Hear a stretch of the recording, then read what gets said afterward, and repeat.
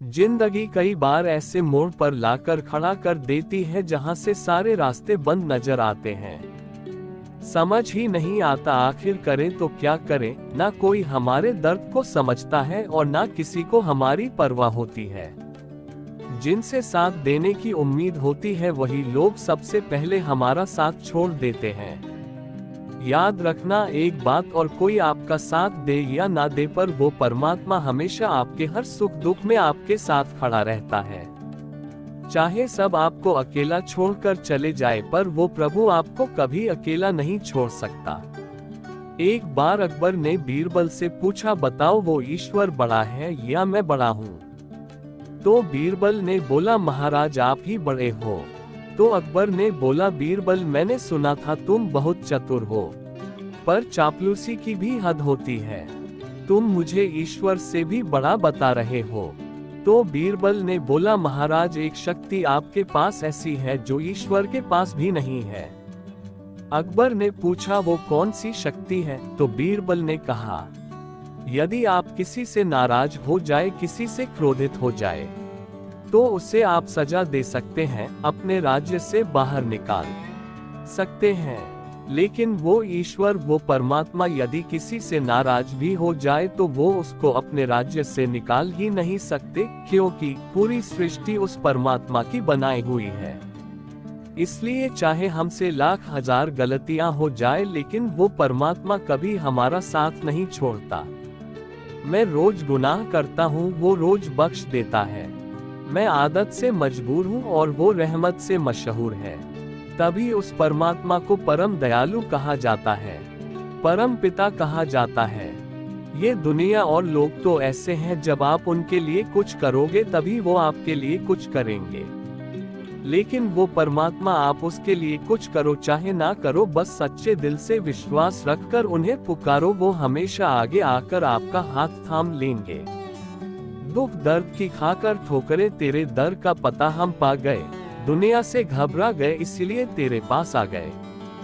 ये दुनिया उम्मीद तोड़ सकते हैं, लेकिन दुनिया बनाने वाला आपकी उम्मीद कभी नहीं तोड़ता है।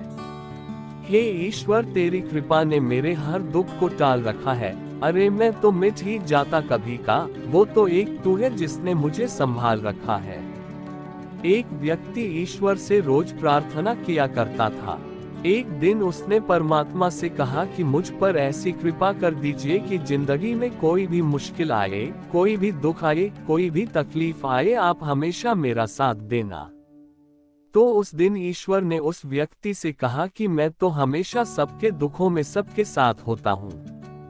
तो उस व्यक्ति ने ईश्वर से पूछा कि मुझे कैसे पता चलेगा कि आप हर दुख में मेरे साथ चलते हैं? उस दिन ईश्वर ने कहा, अब तू जहां भी चलेगा तेरे कदमों के साथ 2 कदमों के निशान और भी बनेंगे, और वो दोनों कदम मेरे होंगे। ये सुनकर वो व्यक्ति बहुत खुश हो गया कि अब दुख की हर घड़ी में परमात्मा मुझे संभाल लेंगे। लेकिन थोड़े दिनों के बाद उसने गौर किया कि जब सब कुछ ठीक होता है, जिंदगी में सुखों की घड़ियां होती है, तो 4 पैरों के निशान बनते हैं। लेकिन जिंदगी में जब कोई दुख आता है, कोई तकलीफ आती है, तब सिर्फ 2 पैरों के निशान बनते हैं।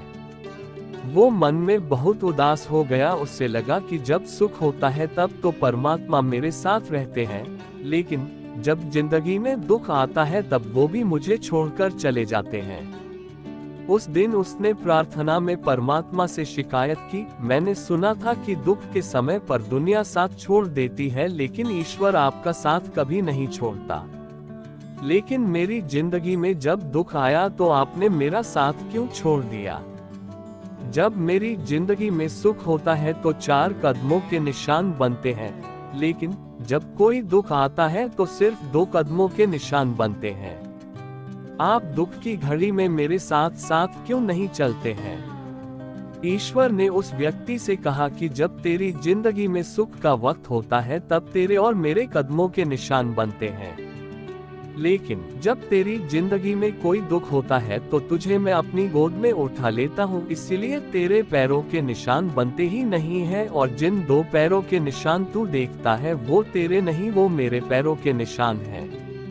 अरे तू चिंता मत कर, वो सब जानता है। जिसे कोई नहीं जानता उससे रब जानता है। तुझे अगर कुछ मांगना ही है तो उस खुदा से मांग जो जुबान पर आने से पहले दुआ की वजह जानता है और हर शख्स में उसी का नूर समाया है, हर रूप में वही समाया है।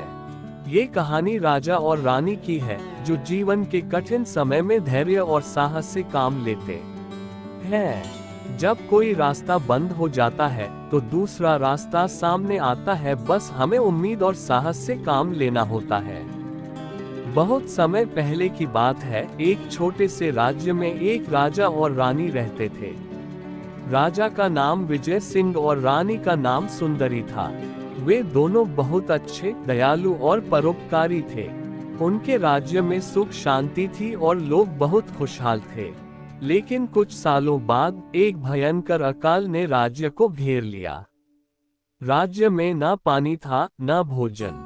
लोगों की मुश्किलें बढ़ गईं और राज्य का धन धीरे धीरे खत्म होने लगा। राजा और रानी दोनों परेशान थे क्योंकि वे अपनी प्रजा के लिए कुछ भी नहीं कर पा रहे थे। उन्होंने राज्य के सभी बुद्धिमान मंत्रियों से मदद मांगी, लेकिन कोई समाधान नहीं मिला। सबके पास एक ही उत्तर था, राज्य में जब तक वर्षा नहीं होगी तब तक कोई हल नहीं हो सकता। राजा और रानी का दिल टूट गया।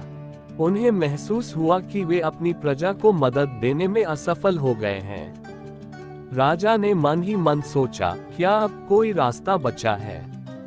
क्या हम अपने राज्य और अपनी प्रजा को बचा पाएंगे?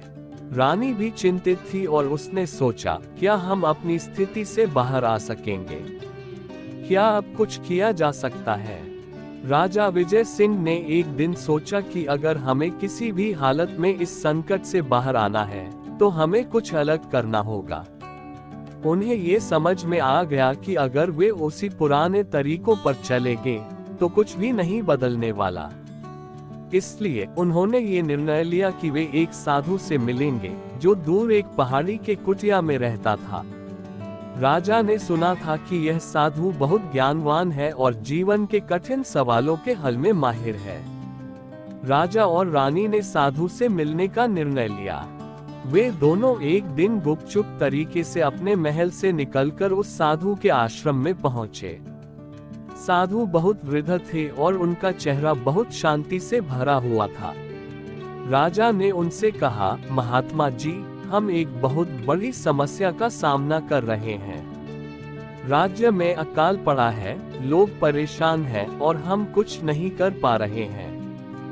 कृपया हमें कोई मार्गदर्शन दें ताकि हम इस संकट से उबर सकें। साधु हंसे और बोले, तुम्हारे सामने संकट तो नहीं है, बल्कि यह अवसर है। तुम्हारी समस्या केवल बाहरी नहीं बल्कि अंदर की भी है। राजा और रानी ने हैरान होकर साधु से पूछा, क्या आप कृपया हमें समझा सकते हैं कि हम इसे कैसे समझें?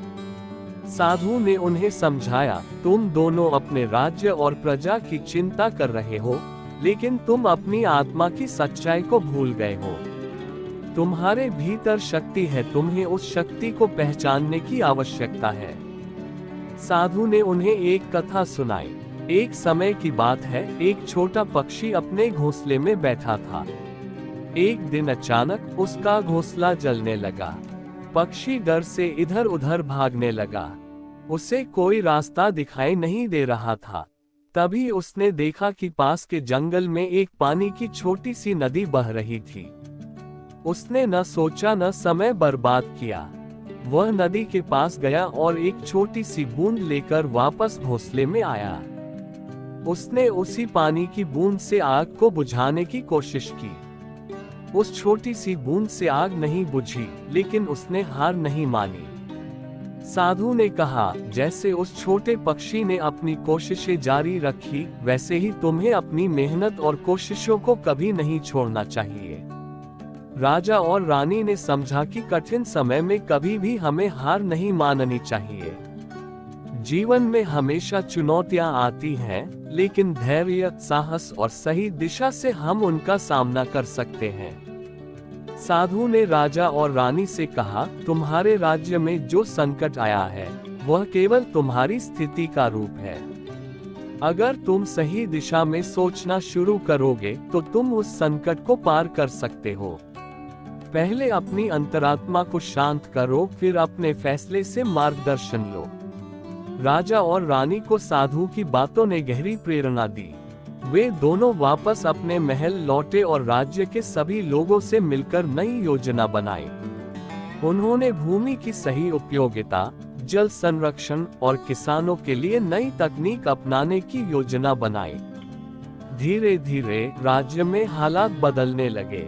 पानी की कमी को दूर करने के लिए जल संचयन की योजनाएं लागू की गईं और वर्षा के बाद किसानों ने अपने खेतों में अधिक उत्पादन करना शुरू किया। राजा और रानी ने ये सीखा कि जब कोई रास्ता बंद हो जाए तो नया रास्ता खोजने का साहस रखना चाहिए। हमें अपनी स्थिति का सही मूल्यांकन करना चाहिए और प्रयासों को कभी बंद नहीं करना चाहिए।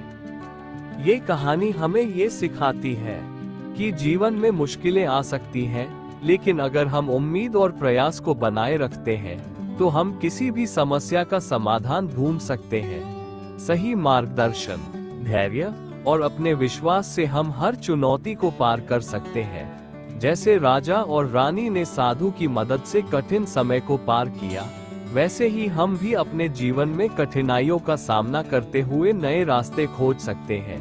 Please like, share and subscribe my channel.